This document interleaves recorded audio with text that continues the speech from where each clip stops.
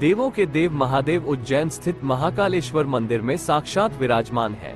सभी ज्योतिर्लिंगों में से सिर्फ महाकाल ज्योतिर्लिंग ही ऐसी है जिसका मुख दक्षिण दिशा में स्थित है।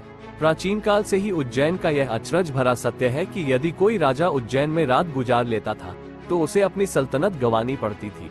खास बात यह है कि आज भी उज्जैन को लेकर यही मान्यता है कि यदि कोई भी वर्तमान राजा रूपी नेता अर्थात प्रधानमंत्री या जनप्रतिनिधि उज्जैन शहर की सीमा के भीतर रात बिताने की हिम्मत करता है तो उसे इस अपराध का दंड भुगतना होता है।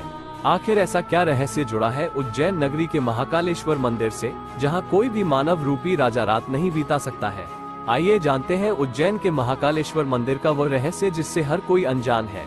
महाकाल से बड़ा शासक कोई नहीं है। जिस क्षण से महाकाल उज्जैन में विराजित हुए हैं, उस क्षण से आज तक उज्जैन का कोई और राजा नहीं हुआ है।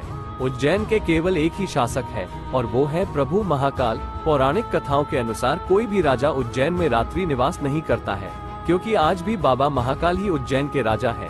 यदि कोई भी राजा या मंत्री यहाँ रात में ठहरता है तो उसे इसकी सजा भुगतनी पड़ती है, या तो उसकी मृत्यु हो जाती है या फिर उसकी सल्तनत ही ध्वस्त हो जाती है। इस धारणा को सही ठहराते हुए कई ज्वलंत उदाहरण उज्जैन के इतिहास में दर्ज है। देश के चौथे प्रधानमंत्री मोरारजी देसाई महाकालेश्वर मंदिर में दर्शन के बाद उज्जैन में मात्र एक रात रुके थे। अगले दिन मोरारजी देसाई की सरकार ध्वस्त हो गई।